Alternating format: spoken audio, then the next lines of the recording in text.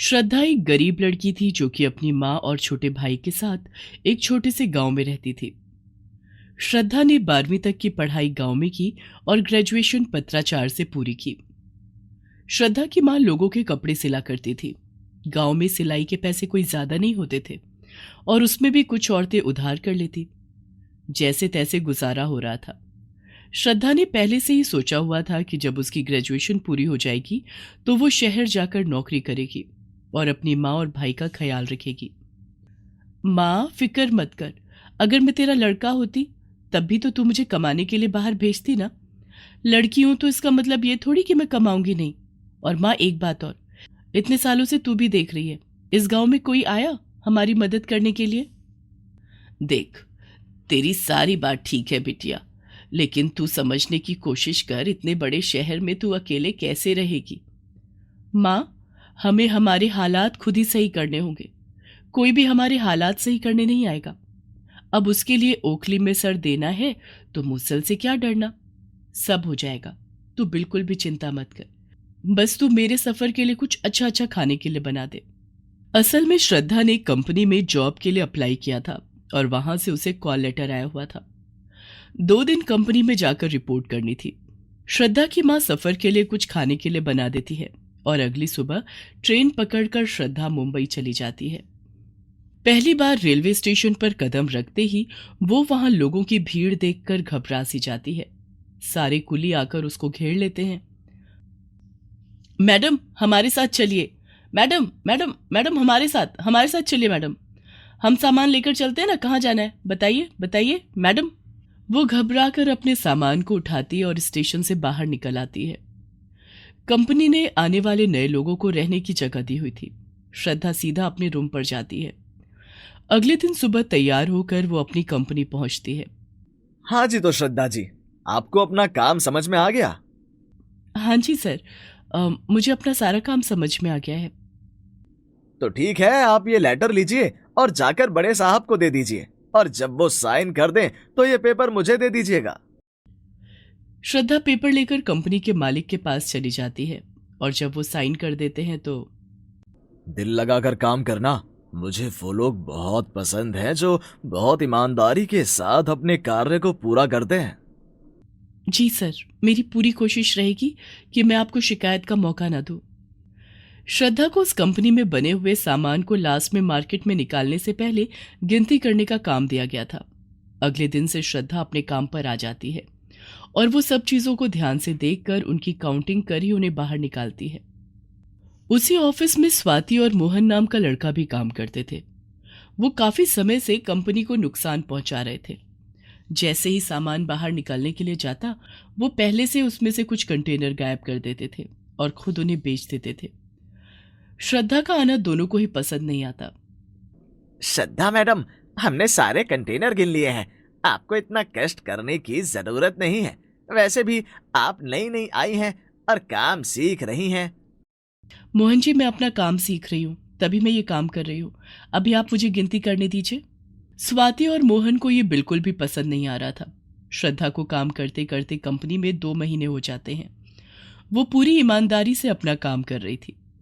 स्वाति और मोहन को जब अपने ऊपर की कमाई करने का मौका नहीं मिलता तो वो श्रद्धा को झूठे इल्जाम लगाकर कंपनी से निकलवाने का फैसला कर लेते हैं और जैसे तैसे करके वो मैनेजर को भी इस बात का यकीन दिला देते हैं। पहुंचते पहुंचते खबर मालिक तक पहुंच जाती है और वो श्रद्धा को 2 ही महीने हुए हैं तुम्हें यहाँ पर काम करते हुए, और तुमने अभी से ये चोरी चकारी करना शुरू कर दिया। मुझे अपनी कंपनी में ऐसे लोगों की बिल्कुल भी जरूरत नहीं है। सर, मुझ पर जो इल्जाम लगाए गए हैं वो सब झूठे हैं। मैंने अपना काम बहुत ईमानदारी से किया है, पर मुझे समझ में नहीं आ रहा है कि कुछ लोग मुझसे चिढ़ क्यों रहे हैं। चोरी करने वाला हर इंसान ऐसा ही कहता है। अभी तुम अपना हिसाब लो और जाओ यहाँ से। जी सर, मैं बिल्कुल यहाँ से चली जाऊंगी, पर मैं आपको बता दूंगी कि मैंने चोरी नहीं की है और ना ही मैं इस चीज़ के लिए बिल्कुल भी शर्मिंदा हूँ। मैं जानती हूँ, मेरा भगवान जानता है कि मैंने ऐसा कोई भी काम नहीं किया है। श्रद्धा ऐसा बोलकर वहां से निकल जाती है। कंपनी का क्वार्टर भी उससे ले लिया जाता है। श्रद्धा इतने बड़े शहर में अपने सामान के साथ अकेली खड़ी हुई थी। तभी जैसे तैसे करके वो एक पीजी ढूंढ लेती है। पीजी में सामान रखने के बाद से लगातार 1 महीने तक इधर उधर जॉब ढूंढती है, पर जब भी वो किसी कंपनी में इंटरव्यू देने जाती तो सब पूछते कि पहली कंपनी से क्यों निकाला गया।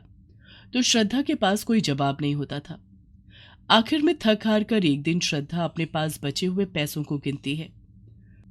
हे भगवान, मेरे पास तो पैसे ही नहीं बचे हैं, घर भी बेचने हैं। अगर माँ को पता चल गया मेरी जॉब नहीं है तो वो बहुत दुखी होंगी, उनके सारे सपने चकनाचूर हो जाएंगे। सोच श्रद्धा सोच, कुछ तो करना है। तू इस तरह हार नहीं मान सकती। कोई कुछ भी कहे पर तू जानती है कि तू दिल से सच्ची है। तभी श्रद्धा फैसला करती है कि वो इस थोड़े से पैसों से चाय बेचने का काम शुरू करेगी। श्रद्धा अगले दिन जाकर सामान खरीद लेती है और एक हॉस्पिटल के बाहर स्टूल लगाकर चाय बेचने लगती है। वहां काफी भीड़ होती है, आने जाने वाले लोग चाय पीनी शुरू कर देते हैं। तभी एक आदमी उसके पास आता है। अरे, ऐसे कैसे तुमने यहाँ पर आकर अपना ये स्टूल लगाकर चाय बेचना शुरू कर दिया? तुम्हें पता नहीं है यहाँ पर पहले से ही कई चाय वाले हैं और इसके लिए तुम्हें भाई से परमिशन भी लेनी होगी। भाई से परमिशन लेनी होगी? इसका क्या मतलब हुआ? और यहाँ पर कितने भी चाय वाले क्यों ना हो, सब अपना अपना काम कर रहे हैं और मैं भी अपना ही काम करके पैसे कमाऊंगी। तभी वहां कुर्ता पजामा पहने हुए एक रूपदार आदमी आता है। यहाँ पर स्टॉल लगाने से पहले मेरे से परमिशन ली जाती है और मुझे यहाँ हफ्ते भर की कमाई का कुछ पैसा दिया जाता है, जिसे मुंबईया भाषा में हम लोग हफ्ता कहते हैं। तो भैया मैं भी हफ्ता दे दूंगी, लेकिन मुझे काम तो करने दो। श्रद्धा अपना काम शुरू कर देती है। अब वो चाय बनाती और बेचती। वो कई तरह की चाय बनाती। लोगों को उसकी चाय का स्वाद बहुत ही अच्छा लगता। धीरे धीरे श्रद्धा का काम चल पड़ता है। कुछ पैसे वो गांव में भेजती और कुछ पैसे अपने पास रखती है। चाय बेचते बेचते श्रद्धा वहां पर कई लोगों को जानने भी लगी थी। पीजी की लड़कियों को जब उसके बारे में पता चलता है तो सब उसका साथ देती हैं। अनजाने शहर में अनजाने लोग जब अपनों की तरह खड़े हो जाते हैं तो इंसान को संभलने का मौका मिल ही जाता है। श्रद्धा के साथ भी यही होता है। धीरे धीरे उसका चाय का स्टॉल बहुत अच्छा चलने लगता है। एक दिन उसी हॉस्पिटल में उसकी कंपनी के मालिक की मां भर्ती होती है। मालिक श्रद्धा को जब वहां पर चाय बेचते हुए देखता है तो हैरान रह जाता है, पर श्रद्धा से कुछ नहीं कहता।